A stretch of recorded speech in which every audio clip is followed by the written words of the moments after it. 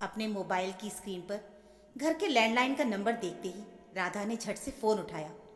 Hello कहते ही उधर से मेड की आवाज़ सुनाई दी। दीदी, बाबूजी का बुखार बहुत बढ़ गया है। मैंने खाना खिलाकर दवा दे दी थी, पर बुखार उतरा ही नहीं। वो हड़बड़ा उठी। फिर जल्दी जल्दी नितिन को फ़ोन किया। नितिन, बाबूजी का बुखार कम नहीं हो रहा है। प्लीज़ आज तुम घर चले जाओ ना। आज मेरी एक इम्पॉर्टेंट प्रेजेंटेशन है, मैं उसके बाद चली जाऊंगी।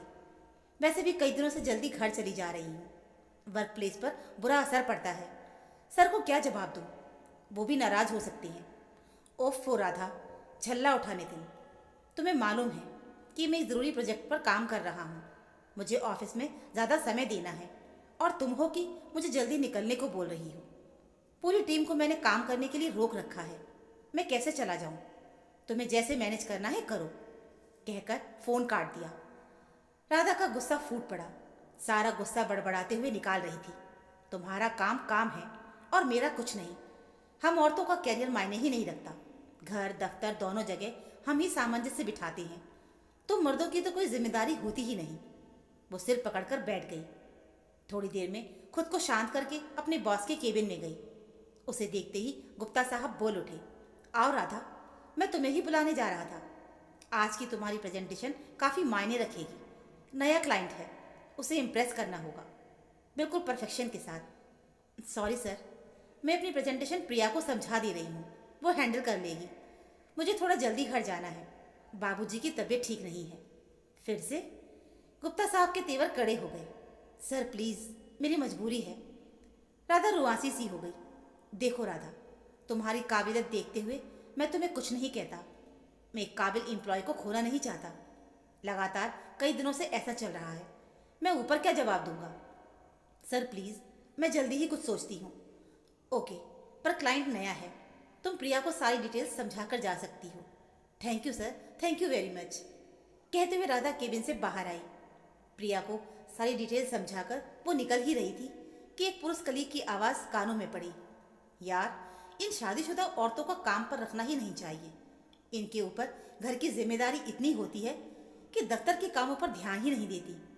हाँ यार, पर पुरुषों से मुकाबला करने के चक्कर में ये घर पर भी तो नहीं बैठती। राधा तिलमिला उठी। मन तो चाहा कि मुंह तोड़ जवाब दे, पर वक्त की नज़ाकत को समझते हुए जल्दी जल्दी घर के लिए निकल पड़ी।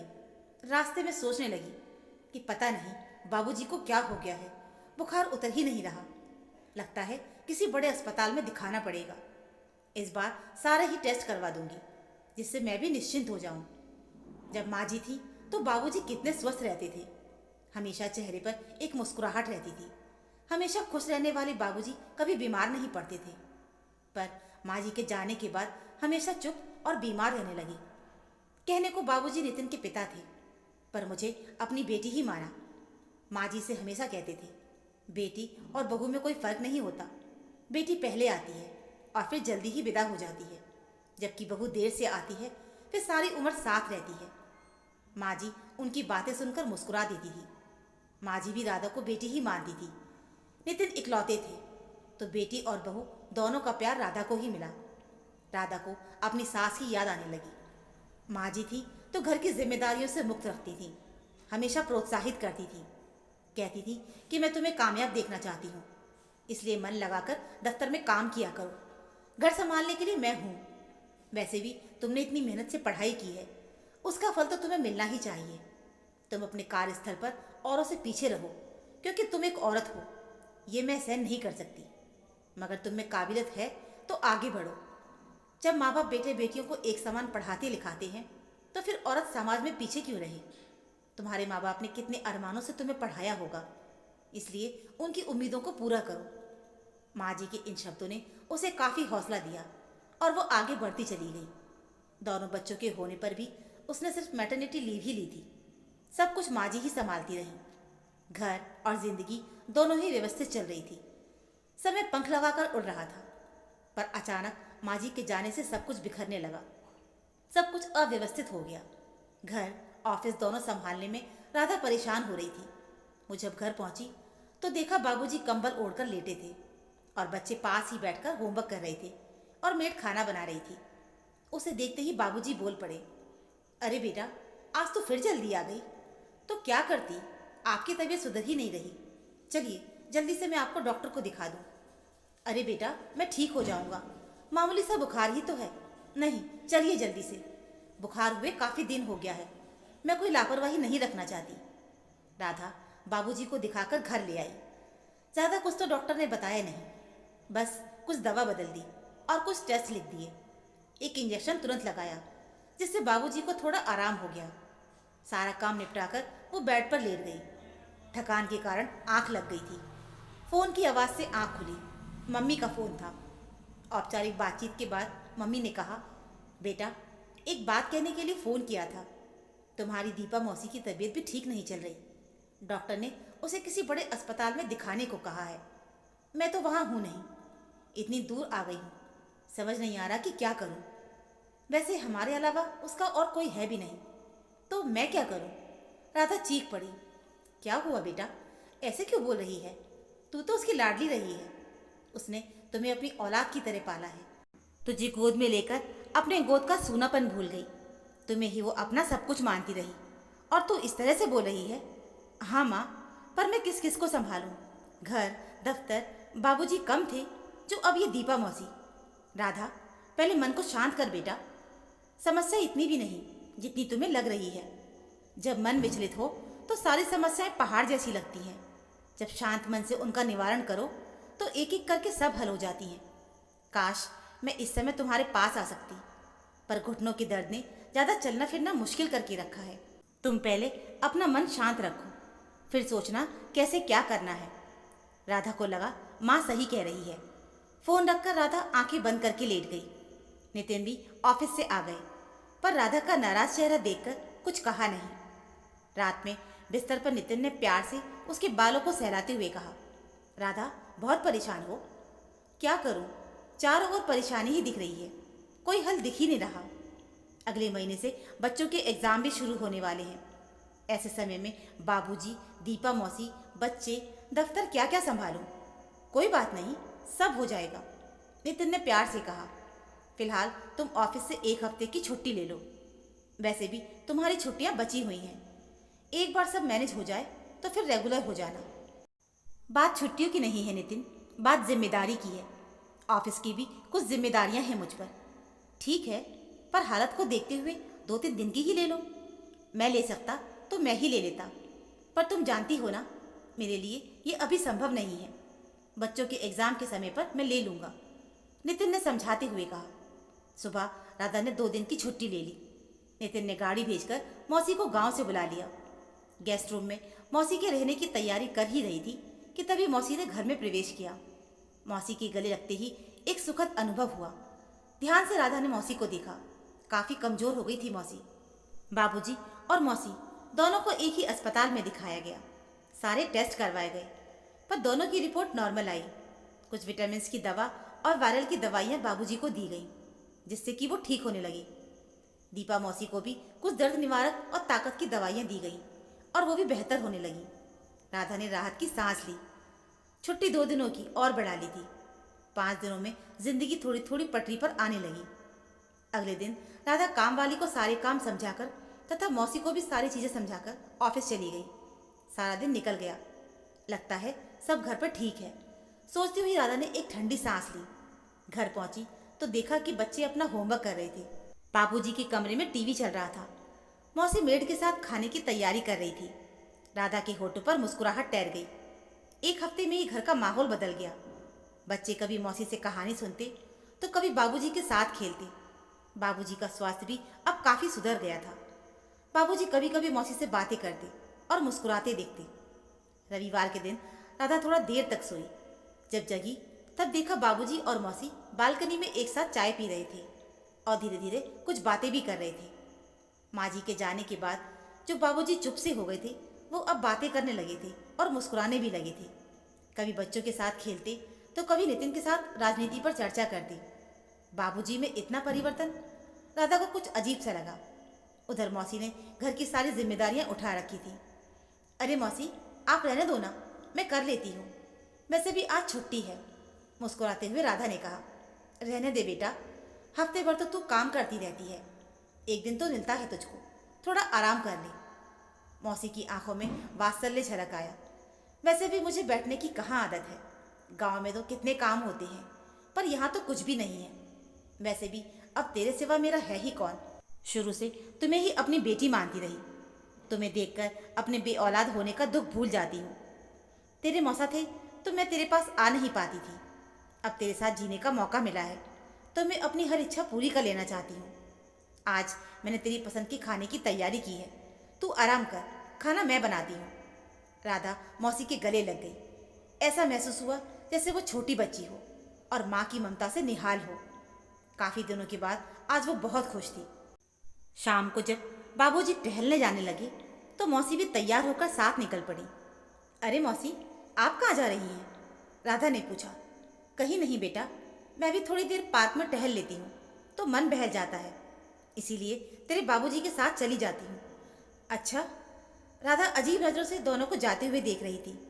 राधा ने महसूस किया कि मौसी और बाबूजी का ज़्यादा समय अब साथ बीतने लगा। दोनों सुबह शाम की चाय भी साथ पीते थे, सैर करने भी साथ जाते, कभी पुरानी फिल्मों पर तो कभी कभी उपन्यास पर, साहित्य पर बहस करते। धीरे धीरे उनकी चुप्पियाँ टूटने लगी और वो मुखर होने लगे। बाबूजी की हंसी फिर से सुनाई पड़ने लगी। उन दोनों में आए इस परिवर्तन को राधा और नितिन दोनों ने महसूस किया। धीरे धीरे मौसी बाबूजी की पसंद नापसंद सब जान गई और मौसी किस बात पर खुश होती ये बाबूजी को भी पता था। संदेह के बीज बहुत जल्द अंकुरित होते हैं। राधा के मन को भी तरह तरह की शंकाओं ने घेर लिया। हे भगवान, ये क्या हो रहा है? कहीं दोनों इस उम्र में प्यार?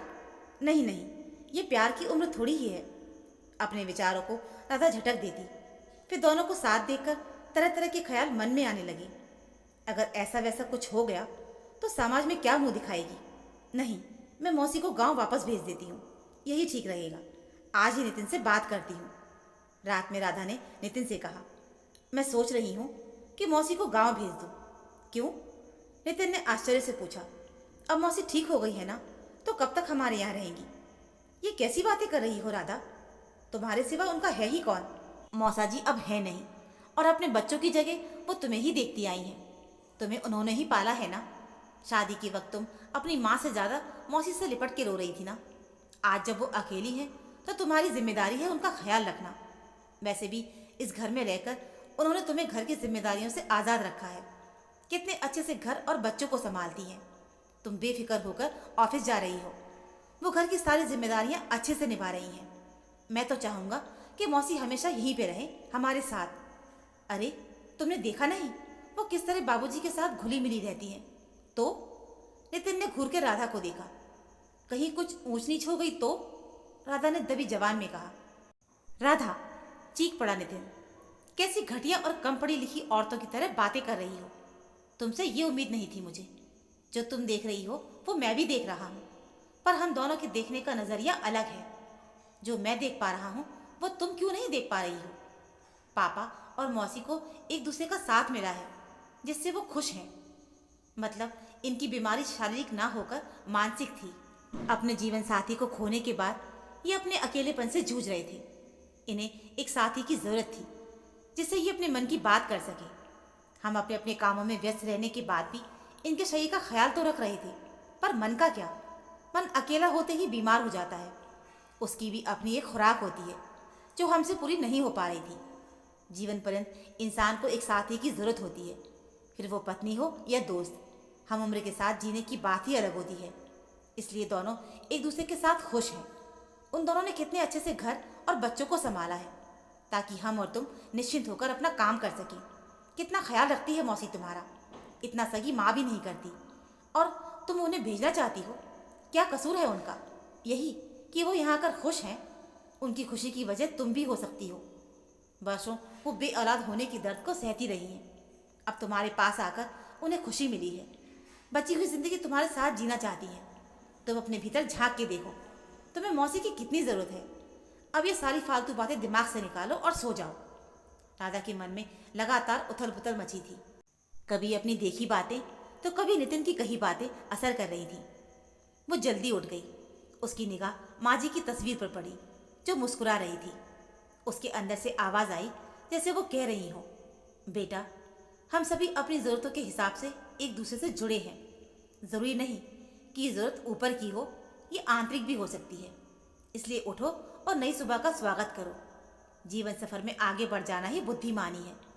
कभी तुम किसी की तो कभी कोई तुम्हारी ज़रूरत बन जाता है। तभी मौसी हाथ में 2 कप चाय लेकर आई। आज मेरी बेटी सुबह जल्दी उठ गई है, आज हम साथ साथ चाय पियेंगे। मौसी का वात्सल्य प्रेम देखकर वो द्रवित हो उठी। बेटा, तुमसे एक बात कहनी थी। हाँ बोलिए ना। मौसी की गोद में सिर रखकर लेट गई राधा। मन बिल्कुल शांत था। बेटा, मैं गांव जाना चाहती हूँ। पर क्यों? राधा चौंक उठी। अरे, कितने दिन तेरे घर पे रहूंगी? अब मैं ठीक हूँ, अपना ख्याल रख सकती हूँ। वैसे भी गांव में तेरे मौसा जी की यादें हैं, मेरी गृहस्थी है, बाकी का जीवन भी वही काट लूंगी। पर मौसी, मुझे आपकी ज़रूरत है। बच्चों के एग्ज़ाम हैं, मैं कैसे संभालूंगी? तू सब कर लेगी, जैसे आज तक करती आई है। मेरी बेटी एकदम परफेक्ट है। नहीं, मैं आपको नहीं जाने दूंगी। कितने वक्त के बाद तो हम माँ बेटी को साथ रहने का मौका मिला है, और आप हैं कि जाने को कह रही हैं। आप क्यों अपनी बेटी को छोड़कर जाना चाहती हैं? और अपने दोस्त को? अचानक बाबूजी की आवाज़ सुनाई दी। बाबूजी मुस्कुराते हुए कमरे में आ गए। हाँ भाई, क्यों जाना चाहती हैं?